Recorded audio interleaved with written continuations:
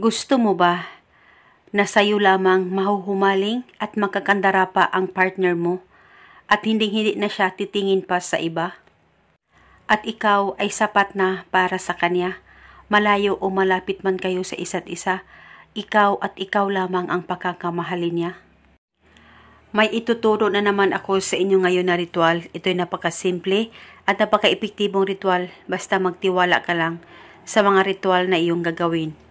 Una, kunin mo ang larawan niya, actual photo niya o di kaya larawan niya dyan sa cellphone mo. Hawakan mo lamang ito ng maigi, pagkatitigan mo ito, isipin mo siya, mag-focus ka at mag-concentrate.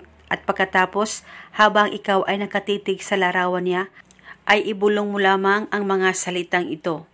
Pangalan at apelido, ikaw ay mas lalong mahuhumaling at magkakandara pa sa akin. At ako lamang ang pagkakaisipin mo, malayo o malapit man tayo sa isa't isa. Ibulong mo lamang ito ng 3 beses.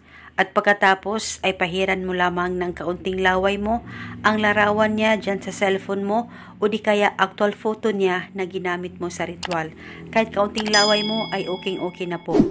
At pagkatapos kung actual photo niya ang ginamit mo sa ritual ay itago mo lang ito, pwede mo lamang itong ilagay sa unan mo at uunanan mo ito palagi sa tuwing ikaw ay matutulog at pwede mo naman itong ilagay lang sa damitan mo. Basta itago lang ito sa safe na walang makakakita at makakaalam. At pwede mo bulungan araw-araw ang larawan niya dyan sa cellphone mo o di kaya actual photo niya na ginamit mo sa ritual. At gawin ito hanggang kailan mo gusto o hanggang kailan mo gusto ihinto ang ritual na ito.